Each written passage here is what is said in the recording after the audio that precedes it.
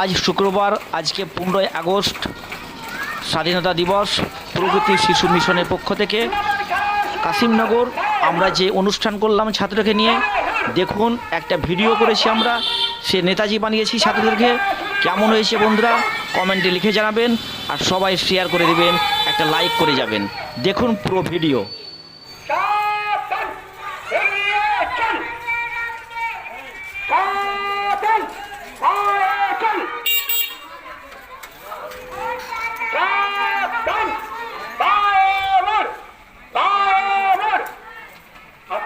চলো চলো